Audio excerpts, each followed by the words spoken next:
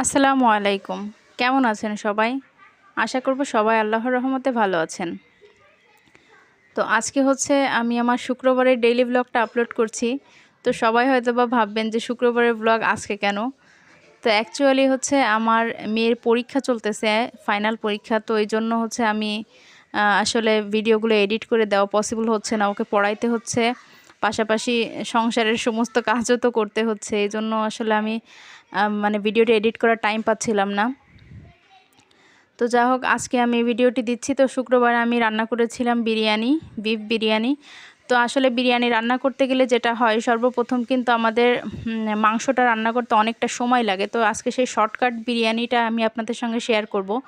তো আমি ফার্স্টেই কিন্তু মাংসটা ধুয়ে পরিষ্কার করে নিয়ে তারপর মাংসে যত মশলাগুলো দেওয়ার দরকার, যেরকম প্রথমে আমি দিয়েছি হচ্ছে টক দই, তারপর হচ্ছে পেঁয়াজ বাটা, রসুন বাটা, আদা বাটা, তারপর হচ্ছে ধনিয়া গুঁড়া, জিরা গুঁড়া, গরম মশলার গুঁড়া, বিরিয়ানির প্যাকেট বিরিয়ানি মশলা অর্ধেকটা দিয়েছি, তারপর একটু ঘি দিয়েছি, একটু সয়াবিন তেল দিয়েছি, লবণ দিয়েছি, আর শুকনা মরিচের গুঁড়া দিয়েছি। এখানে শুকনা মরিচের পরিবর্তে কাঁচা ঝালটাও দেওয়া যায়, তো আমি আজকে শুকনা মরিচের গুঁড়া দিয়েছি। আর আমি হলুদটা কিন্তু এখানে দেইনি, তো আমি হলুদ দিব না। তো যাই হোক, আমি সব মশলা দিয়ে কিন্তু বিরিয়ানির যে মাংসটা, সেই মাংসটা আমি খুব ভালো মতো মেখে নিলাম। এটা মেখে যদি আপনি ঘন্টা 2-3 রাখতে পারেন তাহলে সেটাই সব থেকে বেটার হয়। তো আমার হাতে সময় ছিল না, এই জন্য আমি আর রাখতে পারিনি। মেখে আমি 10-15 মিনিটের ভিতরেই মাংসটা আবার প্রেশার কুকারে দিয়ে দেব। এই যে বিরিয়ানি রান্নার যে মাংস সেদ্ধর যে মানে প্রধান যে ঝামেলাটা, তো সেই ঝামেলাটা যদি প্রেশার কুকারে আপনি করে ফেলেন তাহলে কিন্তু আপনার আর একদমই রান্না করতে কোনো সমস্যা হবে না। তো আমি প্রেশার কুকারে গরম মশলা, কিছু গোটা গরম মশলা দিয়ে দিয়েছি, দিয়ে একটু পেঁয়াজ দিয়ে পেঁয়াজটা হালকা একটু ভেজে নিয়ে তারপর আমি মাংসগুলো দিয়ে দিলাম। তো মাংসটা দিয়ে আমি এখানে সামান্য পরিমাণ পানি ইউজ করবো, যেহেতু মাংস অনেকটা পানি ছাড়বে। তো আমি এখানে হাফ কাপ মতো পানি দিয়েছি, দিয়ে তারপর হচ্ছে মাংসটা একটু ভালো করে মিশিয়ে দিয়ে আমি প্রেশার কুকারে ঢাকনাটা সিল করে দিয়ে জাস্ট আমি এখানে 3টা হুইসেল দিয়ে নিব। তো আমি জাস্ট 3টা হুইসেল দিয়ে প্রেশার কুকারে ঢাকনাটা খুলে নিয়েছি। তো এখনও কিন্তু আমার অনেকটা পানি আছে, তো পানিটা আমি একটু শুকিয়ে নেব, মানে ঝোলটা একটু শুকিয়ে নিয়ে মাংসটা কষিয়ে নেব। জাস্ট এরকম করলেই কিন্তু আপনার কিছু অল্প সময়ের ভিতরে, মাত্র 10 থেকে 15 মিনিটের ভিতরেই কিন্তু আপনার মাংসটা রেডি হয়ে যাবে। তো মানে এইভাবে কিন্তু মাংসটা আপনি একদিন বিরিয়ানিটা ট্রাই করতে পারেন। তো দেখতেই পাচ্ছেন এখানে কিন্তু ঝোলটা অনেকটা শুকিয়ে এসেছে, আর মাংসটা দেখুন একদম রেডি। মানে মাংসটা কষানো পর্যন্ত, কষায় কিন্তু আপনি আর এখানে পানি দেওয়া লাগবে না, আর মাংসটা কিন্তু অলরেডি সেদ্ধও হয়ে গেছে। তো এখন হচ্ছে আমি চাউলটা রান্না করব, আর তার আগে আমি এখানে তেল দিয়ে, বেশি করে তেল দিয়ে আমি পেঁয়াজ বেরেস্তা করে নিচ্ছি। তো পেঁয়াজ বেরেস্তাটা এখন করা হয়ে গেছে। পেঁয়াজ বেরেস্তাটা আমি উঠিয়ে একটু চিনি দিয়ে রেখে দেবো এটাকে, যাতে করে মুচমুচে থাকে অনেক সময়। আর এখানে যে তেলটা অবশিষ্ট আছে, তো সেই তেলের ভিতর আমি কিছু বাদাম, মানে কাঠবাদাম, কাজু বাদাম, আর কিছু কিশমিশ, কিছু পেস্তা বাদাম দিয়ে দিয়েছি। দিয়ে একটু বাদামগুলো ভালো করে ভেজে নিলাম। ভেজে নিয়ে তারপর হচ্ছে আমি এখানে চাউল দিয়ে দিলাম। আর এখানে কিন্তু আমি একটু গরম মশলাও দিয়েছিলাম, দারুচিনি, এলাচ, লবঙ্গ, এগুলোও কিন্তু আমি দিয়েছি। দিয়ে মশলাগুলো ভেজে, বাদামগুলো ভেজে আমি এখানে চাউলটা দিয়ে খুব ভালো মতো ভেজে নিচ্ছি। তো চাউলটার কালারটা চেঞ্জ হওয়া পর্যন্ত আমি এখানে ভেজে নেব। আর এখানে কিন্তু আমি একটু শাহি জিরা দিয়ে দিয়েছি। তো শাহি জিরা দিলে কিন্তু একটা শাহি শাহি ফ্লেভার আসে। আর পাশের চুলায় কিন্তু আমি পানি গরম দিয়েছি। তো এখানে আমি যতটুকু চাউল দিয়েছি তার ডাবল পানি দিয়েছি। পানিটা দিয়ে আমি পানিতে আমি একটু আদা রসুনের পেস্ট দিয়েছিলাম আর লবণ দিয়েছিলাম। দিয়ে পানিটা ফুটিয়ে আমি কিন্তু দিয়ে দিয়েছি। আর এখানে হচ্ছে আমি 2 কাপ, মানে 1 কাপ চাউলের পানি কিন্তু আমি এখানে দেইনি, কারণ আমি এখানে হাফ কেজি দুধ ব্যবহার করেছি। মানে 1 কাপ চাউলের জন্য আমি 2 কাপ দুধ ব্যবহার করেছি এখানে। তো আমি যতটুকু পানি এখানে দিয়েছি, মানে 3 পট চাউল আমার পুরোটাই, কিন্তু 3 পট চাউলের জন্য আমি 4 পট পানি দিয়েছি আর 2 পট দুধ দিয়েছি।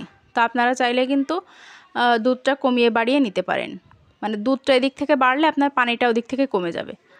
তো এই হচ্ছে আপনার সিস্টেম। আর এখানে হচ্ছে আমি চাউলটা দিয়ে, চাউলটা যখন একটু মাখা মাখা হয়ে এসেছে তখন আমি এখানে বিরিয়ানি মশলা দিয়েছি। আর হচ্ছে এখানে হচ্ছে মাংসগুলোও দিয়ে দিয়েছি। তো মাংসগুলো দিয়ে একটুখানি ঢাকা দিয়ে দিলাম। তো ঢাকা দিয়ে এটা 5 থেকে 7 মিনিট পর আমি ঢাকনাটা উঠিয়ে নিয়ে তারপর হচ্ছে এখানে লেবুর রস দিয়ে দিয়েছি। তো এখানে পাতিলেবুর রস দিয়েছি। আর এখানে হচ্ছে আপনার যে কাঁচামরিচটা দিলে কিন্তু ফ্লেভারটা অনেক সুন্দর আসে। তো কাঁচামরিচটা দিয়েও আমি কিছুক্ষণ ঢাকনা দিয়ে ঢেকে তারপর হচ্ছে এখন একটু ঘি দিয়ে দিচ্ছি। আর ঘিটা কিন্তু আমার হোমমেড। আপনারা যদি ঘির রেসিপিটা দেখতে চান আমাকে কিন্তু বলতে পারেন, আমি আবার আপনাদের করে দেখাবো। তো এখানে ঘিটা দিয়ে আমি একটু নাড়াচাড়া করে নিচে একটা তাওয়া দিয়ে তারপর হচ্ছে বিরিয়ানিটা দমে দিয়ে দিলাম। আর দমে দেওয়ার সময় কিন্তু আমি এখানে একটু পেঁয়াজের বেরেস্তাও দিয়ে দিয়েছি, দিয়ে আমি বিরিয়ানিটা দমে দিয়ে দিচ্ছি। আর এখানে একটা এলাইচি দিয়ে আমি মুখটা মানে যে ছিদ্রটা থাকে ঢাকনার ওটা বন্ধ করে দিলাম। তো এই তো বিরিয়ানি রান্না রেডি। আর এদিকে হচ্ছে আমি যেহেতু আমি প্রথমেই বলেছি যেটা আমার শুক্রবারের ডেইলি ব্লগ, তো আমি শুক্রবারে হচ্ছে আপনাদের ভাইয়া আমাকে ফোন দিয়ে বললো যে বাবুকে রেডি করে দিতে, নামাজে নিয়ে যাবে। তো এদিকে হচ্ছে আমি ওকে রেডি করতে আসছি, গোসল করিয়ে দিয়েছি। তো এই যে দেখুন ও নাচানাচি করতেছে যে নামাজ পড়তে যাবে।